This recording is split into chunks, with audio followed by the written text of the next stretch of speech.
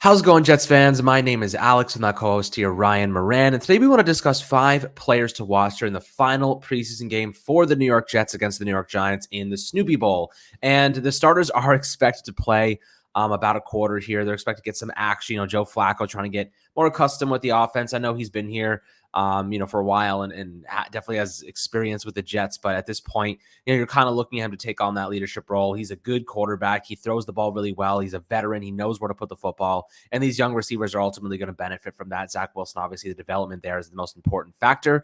But we're going to have to wait a couple more weeks until we get his return from the knee injury. So this is definitely a situation where the Jets are just trying to get back into their groove, trying to establish some continuity, some chemistry, and hopefully win a couple games to start the regular season. That way, Zach Wilson can come into a good situation and not down already a couple of games. But there are a few players. Most of them are going to be backups in terms of position battles, with the 53-man roster cuts coming up very soon. So these are going to be interesting players to watch throughout this game. And there's some really, really talented guys that we do really like. And after the Denzel Mims situation where he wants to be traded, there are some guys that now need to stand out even more. So I think that will present an opportunity for others. But Ryan, before we dive into the first guy here, how you doing, sir, my friend? I'm doing great, Alex. Like you said, big opportunity for a lot of these roster hopefuls tomorrow. Went over the roster this week. At about 53 spots on the team. I saw about 44 guys who I thought were locks. So you're looking at about 9 spots roughly up for grabs between 20, 25 players. I mean, we're going to highlight a good chunk of them here. And, it's the last opportunity for these guys. I mean, final cut downs have to be made by Tuesday afternoon. So, a lot of guys on the bubble, French players trying to prove themselves. And, they got a great opportunity. They're going to get a lot of work once again in the second half of this game. And, we'll get really to see one last time what these guys can offer. Absolutely. And these guys have, some of these at least are pretty much, on the roster. Like, they just got to have that one last big game. And I think that the first one right off the bat that comes to mind is Lawrence Cager, who's been tremendous for this Jets team. Now, he's a bigger guy, definitely bigger in the sense that he's listed as a tight end, but he was a former receiver, transitioned. And now you're looking at him potentially making this roster with another big performance. I think, honestly, if he had a somewhat okay performance, he'd make this roster. He's been the big winner of the first 2 preseason games. He's probably going to be that TE4 behind, Jeremy Ruckert, Uzoma, and Conklin.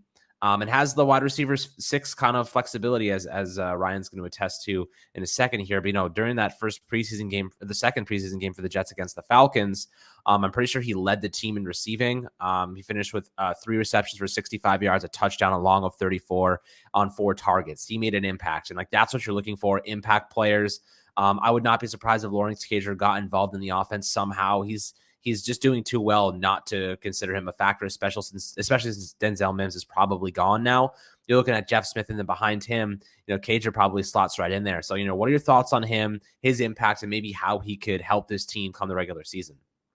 For sure. I think there's really, been no bigger winner throughout the entire Jets team in the first 2 preseason games. You look at Cager's upside athletically, how young he still is. And like you said, he could be that 4th tight end if the Jets obviously opt to keep a 4th tight end. I mean, we know the top 3 are set in stone, locked in on this final roster, but we got a ton of comments even on it yesterday with the Denzel Mims video. Like, with Cager playing as well as he has and, being that 4th tight end, he also offers you like that 6th receiver flexibility, which is a nice luxury to be able to have, just that versatility, in case of injuries or whatever.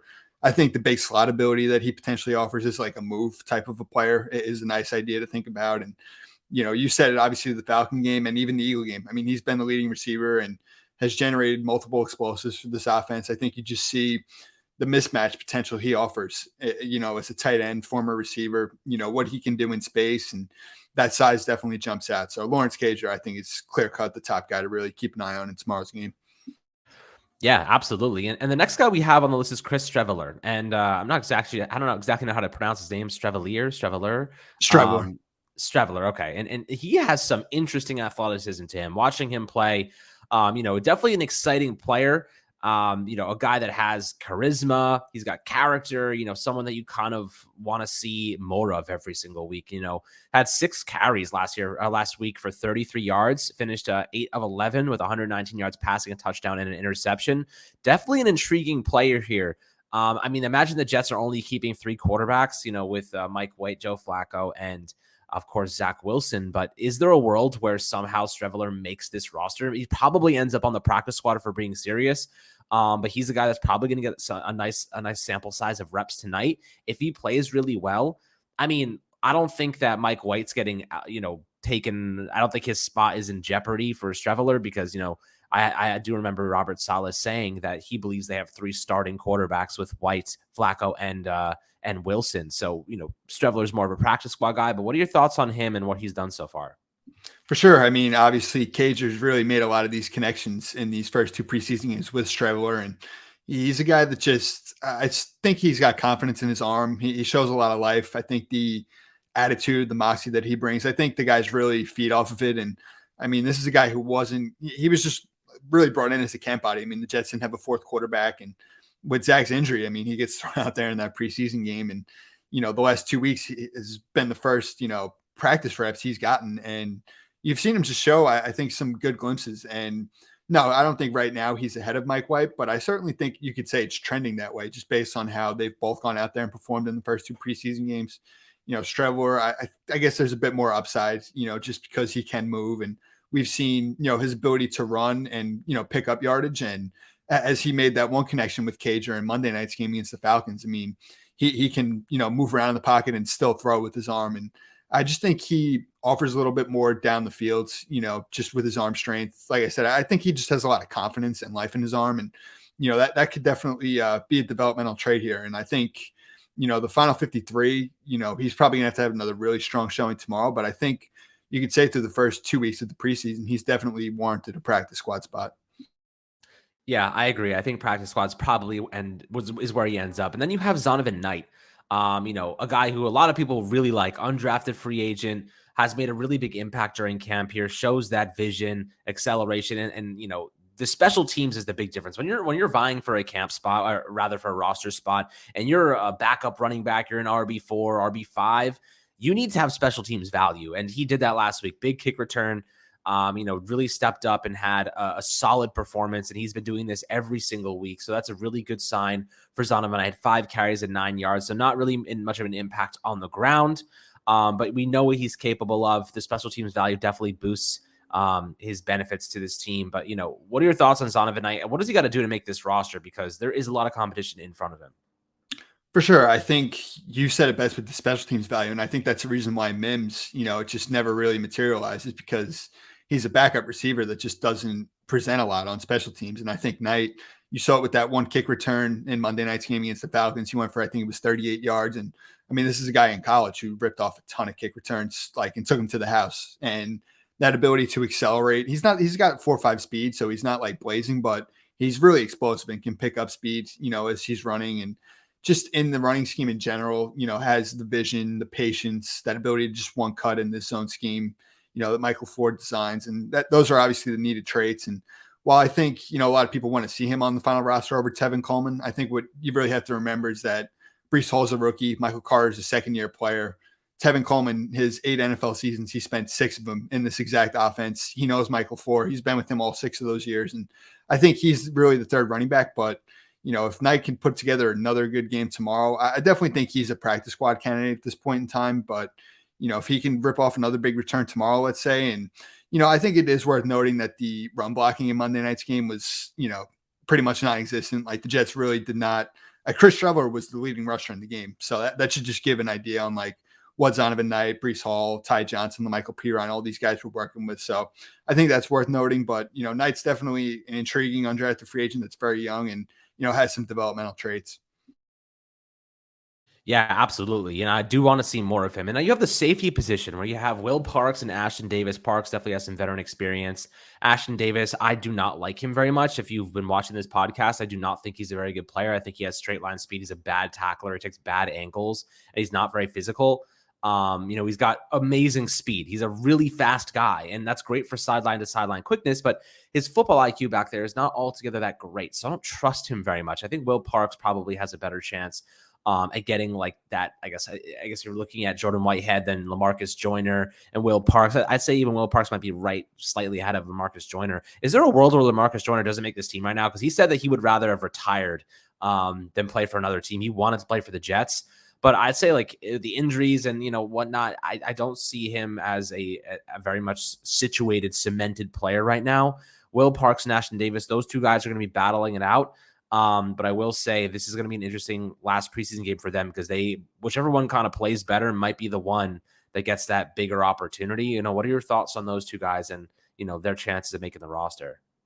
For sure. I think with LaMarcus Joyner's salary, it's about fully guaranteed. So it's probably going to be hard to move off of him. And he probably is on the final 53, even though he's missed so much time. But Will Parks, to me, I think aside from Jordan Whitehead right now, might be the safety most Jet fans have the most confidence in. And it's the veteran experience. It's the toughness. I mean, you saw the one hit that he put on the guy the other night. I mean, he lost his footing in pursuit and still takes a clean angle and, finishes the play. I think this is just a guy with the right mindset. He's played a lot of football in this league as, a 6th-round pick. And, with Ashton, obviously it's frustrating. I mean, that 2020 draft class we've talked about and how disappointing it's been. The athletic ability with Ashton is there, but it's the lack of availability and not really, having opportunities to develop. And that preseason game the other night, I mean, he was working with the third team. So I think that should probably, indicate that Parks has had a better summer and probably deserves that fourth safety spot behind Whitehead, Joyner, and Jason Pinnock. Yeah, absolutely. I mean, that's going to be a really interesting, position battle to watch in the next couple days here. And then, the whole defensive line in general is another spot that we want to keep an eye on. You're talking about 10 guys, 11 guys for this final 53-man roster.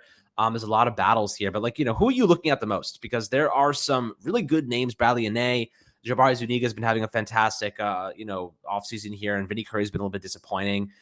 Bryce Huff is even on the roster bubble. There's a lot of players here that stand ground to win or lose.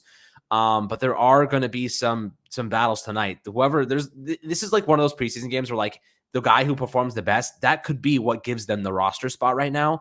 There's a lot of players in situations where that's kind of unfolding. So, who are you looking at the most as this is their chance to really prove their worth?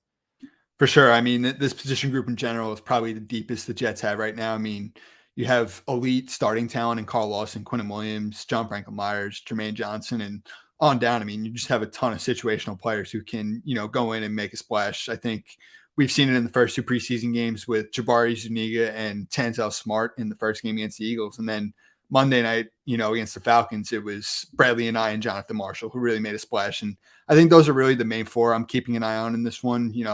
Marshall was a 6th-round pick just last year. Generational upside athletically through the roof. And I think you really got to see some glimpses of that against the Falcons. He was living in the backfield. He was in space, finishing plays.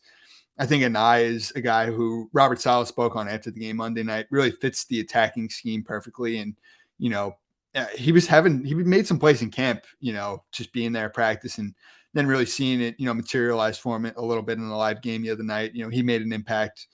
I mean, what happens with Bryce Huff, like you said, Vinny Curry. I mean, you're talking about an 11-year vet. Nathan Shepard is a guy the Jets like a lot. But again, Tanzel Smart in the first game, Jonathan Marshall in the second game. I think they should really both be viewed ahead of him at this point in time. And it's really going to be interesting to see. I think 11 players probably do make the final 53 from the defense line, which is a lot. But it really speaks, volumes to the amount of depth that they've built.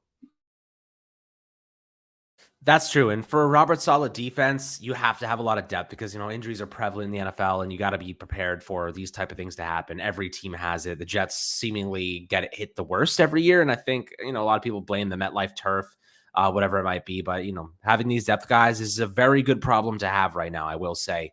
But I'd love to hear your perspectives below in the YouTube comments. What players are you looking out for? Any specific guys that you're thinking could make the roster, maybe falling out of favor?